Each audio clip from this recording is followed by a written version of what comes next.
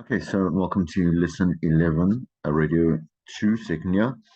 Just remember once again that you have your formatives. I'm sure you're quite aware within a week's time you'll have your formative week. And just remember to just check all your, check all the technical probabilities that could happen while you're uploading to Call Campus.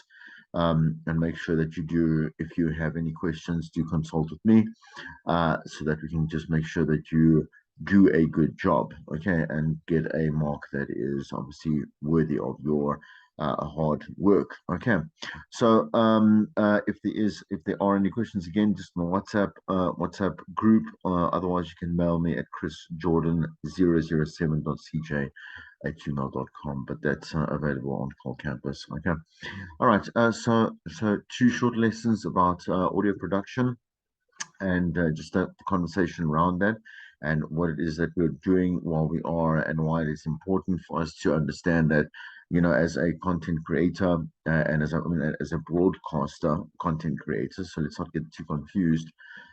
We need to be able to have a really great grasp on audio software systems, so that we do not have to rely on a producer or a sound engineer to cut and edit sound bites or interviews, whatever it may be that we want to actually play out onto the show, or again, I think a lot of the students are misled in believing that every presenter should have a producer and does have a producer, whether you're on community or commercial radio, and that's just simply not true. It's so far from that truth as well. And those producers also sometimes, well, they are expected to actually have multiple skills, including again, just obviously the skill of being able to, edit your audio in your video and your whatever, be able to have a digital, know-how and prowess, but the thing is, at the end of the day, like you must realize when you look at, especially now, so we're looking at a very big, obviously a big seasonal change. And when you look at the lineups across many stations, we're seeing so many changes. But also, you should notice that while you're looking at these commercial stations, that have, there are many shows that are not teams, okay, and they are not even collabs. Essentially, they're not co-hosted. They are just sole entities, one DJ per show. On many shows, people are creating, and those jocks, including also even the teams like collabs, for example, everything pretty much, other than the flagship shows and selective shows, depending on which decision a station or a program manager wants to make. It is without a producer, and that's again nothing unheard of, nothing out of the ordinary.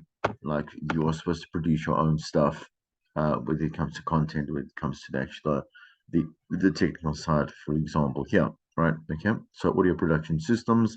So there are, we obviously have our sound engineers that have an entire qualification on their own, and they have an entire mastery of the software and the skill set and entire, like I say, the spectrum of sound engineering and manipulating sound and working with sound, and just like I said, the entire spectrum of it, right? But so with these engineers, we use them for pretty much all the imaging that comes through that you hear on the radio station, like in being able to sit and edit, and be part of the recording process and the whole, well, I'd say just the production process of, let's say putting together some adverts, donuts, whatever it may be. It doesn't really matter. There's a lot of things that the sound engineer will be working literally all day in a sound. Well, okay, obviously, if you, I say obviously as if you would know, um, you would assume that they would be, because they really are in quite a small studio. It's obviously very technically driven. It's got its own desks, and it's got its own very technically specific hardware and software, whatever it may be, right? And then they're pretty much centered around sound booths and etc.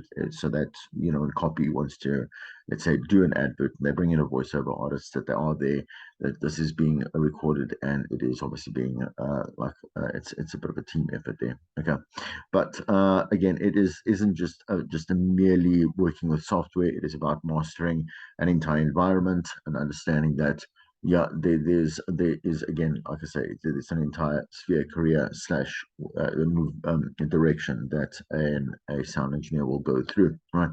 As some of you might also know, you might be doing sound engineering. You probably are doing first year sound engineering this year. And so you'll see how incredibly more intricate it is than just what we might expect ourselves to do just as a broadcaster. All audio aside from the presenters, spoken words, and the actual music have to be produced. So, as I was saying there, imaging, jingles, adverts, whatever it may be. And an audio production edit suite should be able to do like the following. So importing, exporting, and definitely all the manipulation around. And so there's a multitude of functionalities that you're going to find within audio editing software. Again, if you're familiar with it, you'll know exactly what I'm talking about.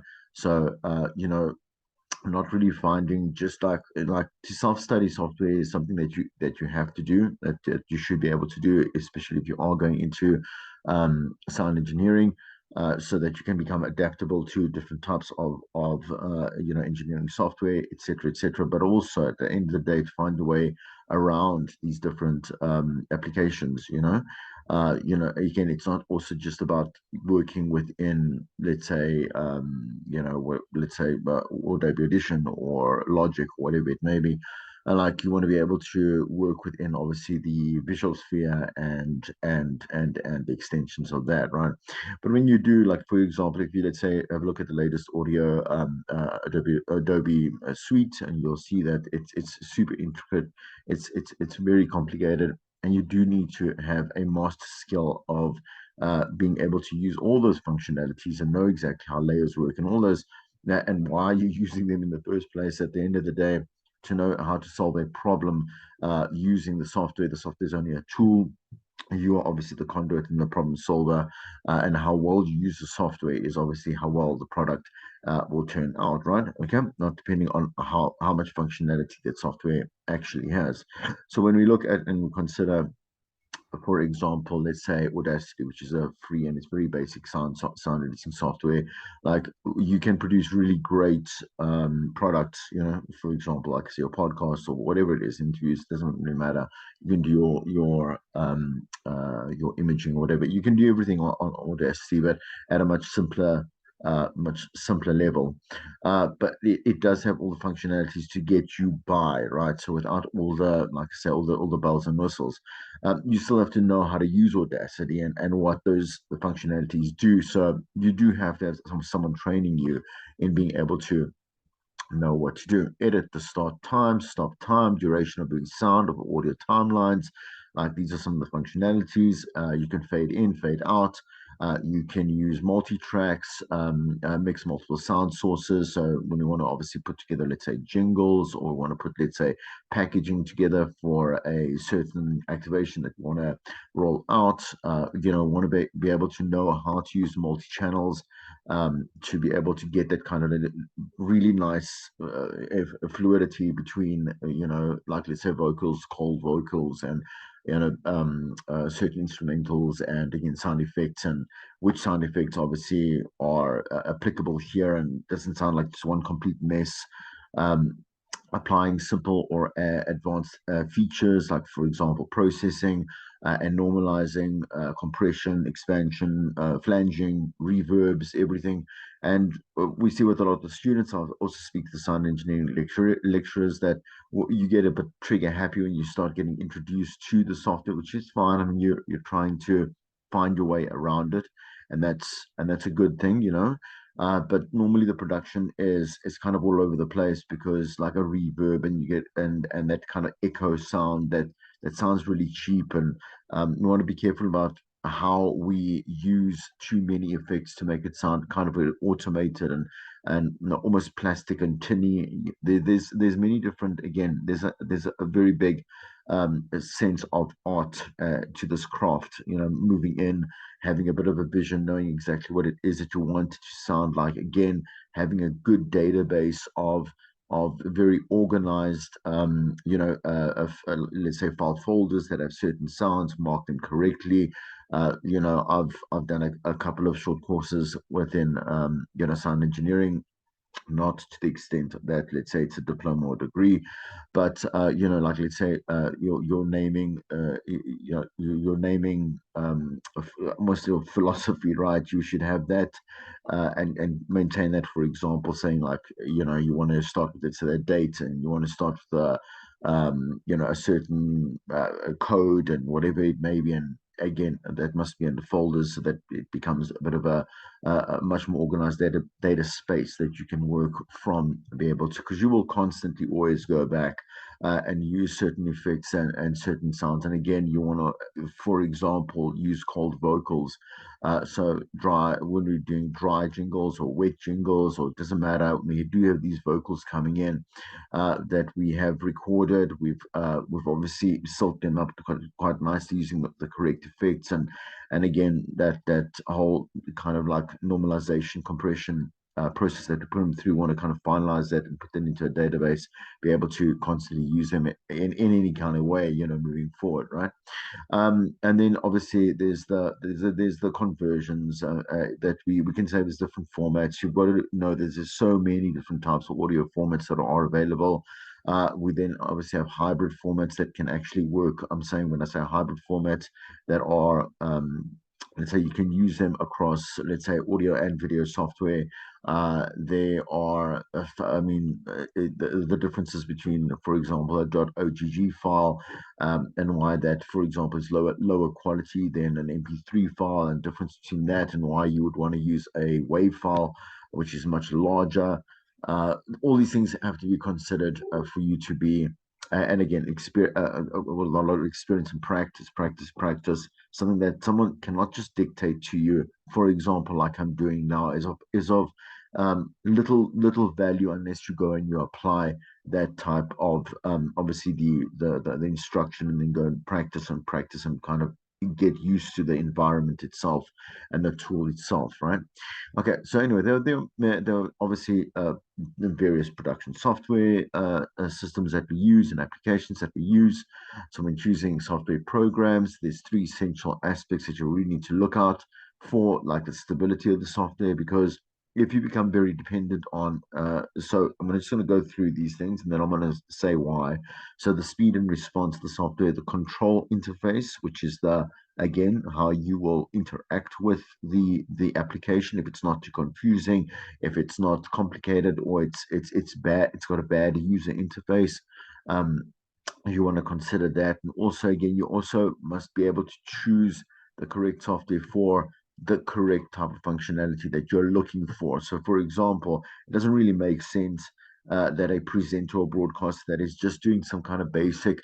When I say basic, it's a very entry level. I wouldn't call it novice almost, but because you still have to use the software to its kind of start, middle, and end purposes and functionality to be able to get something out there that sounds good. But kind of like novice intermediate, you don't have to go for the very complicated, like I say, the Mac products and stuff. That really is more suited again for like a sound engineer that is well versed into understanding why it is that they use what they use, and obviously this doesn't only apply to the radio environment. When you're working within film, obviously that type of software is more contextually adequate for that type of production, and so on and so forth. Anyway, when it comes to the industry standard of audio production software, at the top of the list is Pro Tools, and that is again within your Mac product, your app products. Again, working within or on, should I say, Mac products. Others that are widely used, I'll get to them in a second. I just want to talk just briefly about the stability and the speed and response to the software, also depending on the hardware that you are using.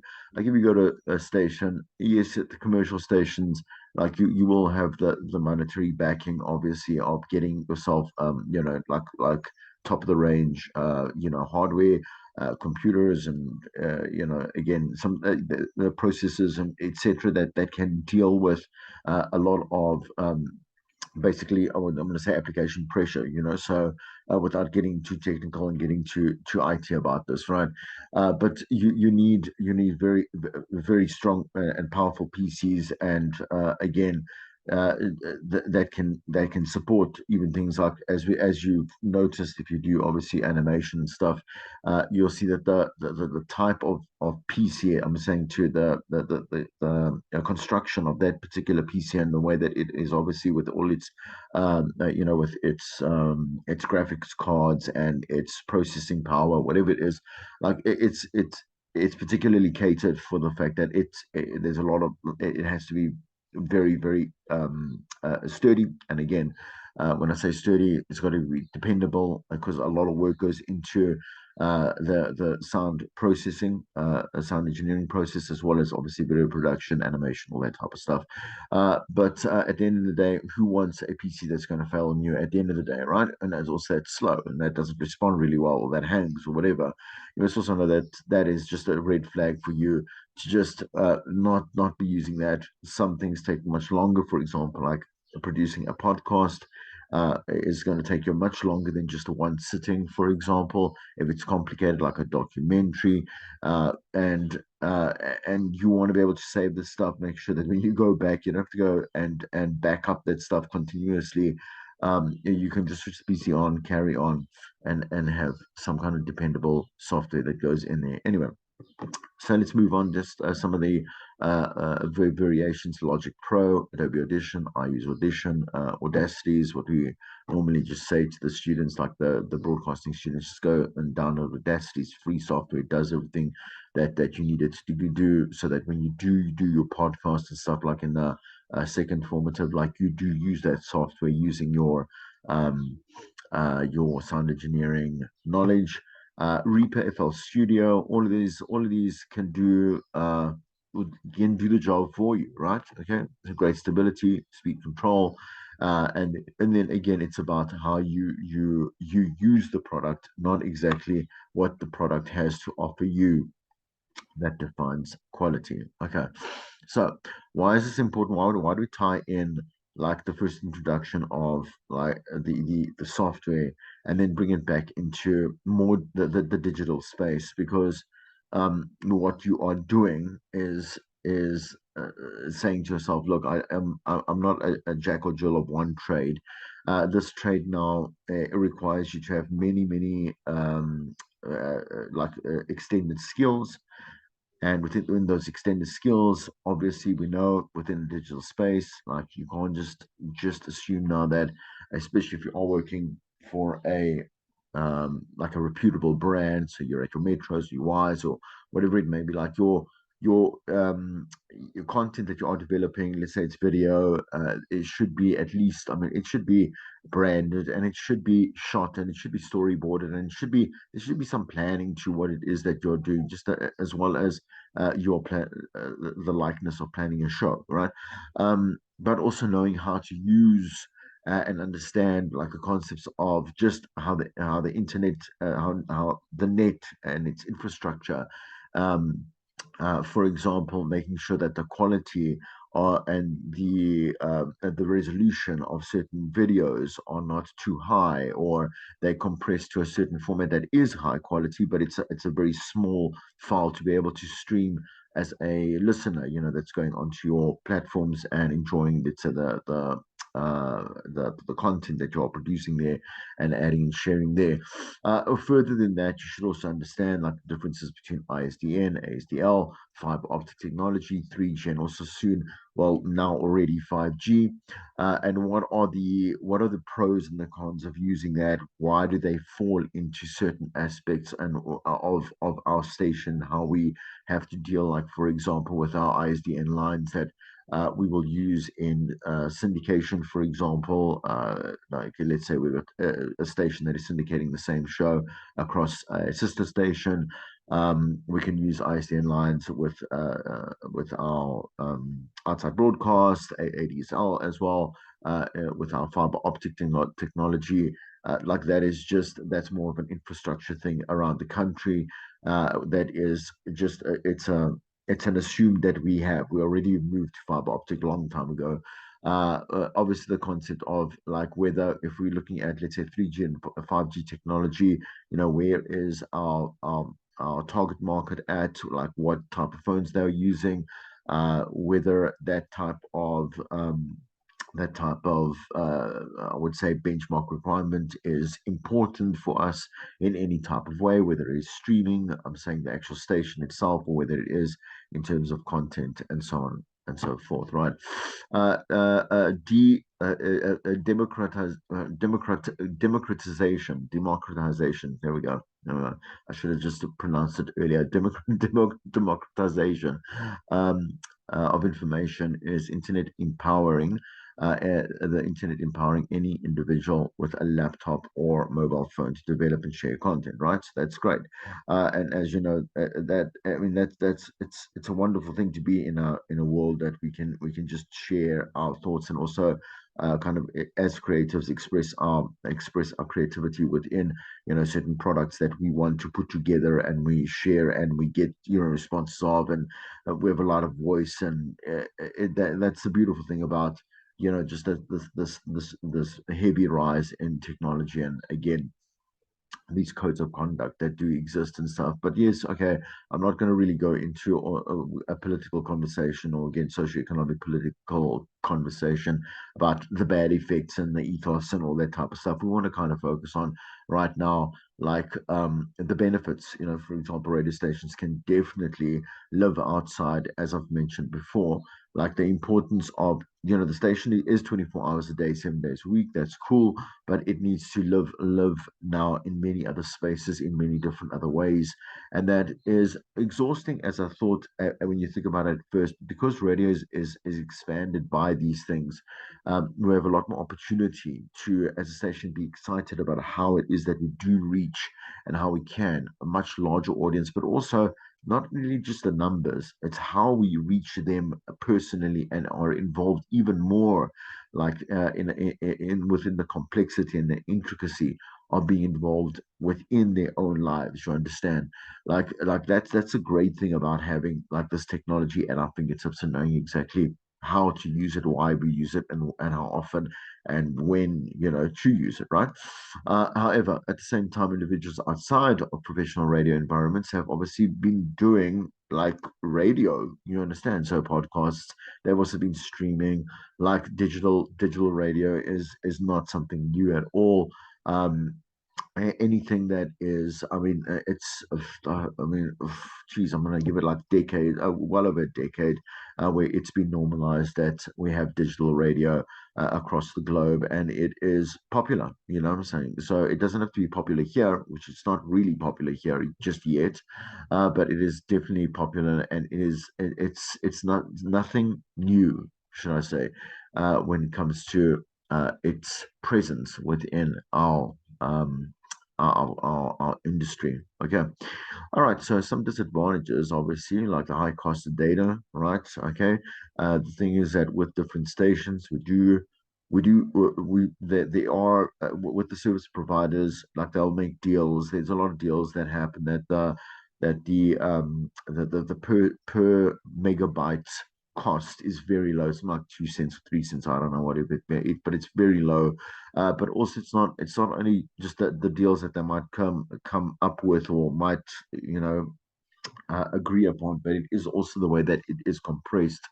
So, from a technical standpoint, to stream stuff doesn't actually use a lot of your data. Now, if you go onto YouTube, it's a different story. You're choosing the resolution, you're getting video, you're getting a lot of other So a little, obviously a lot more complicated output. Okay, with that comes with eating away at your data. And of course, if you do not have something like uncapped or whatever it may be, like you're going to, like, our data runs as it runs everywhere else, but to buy more data is a problem.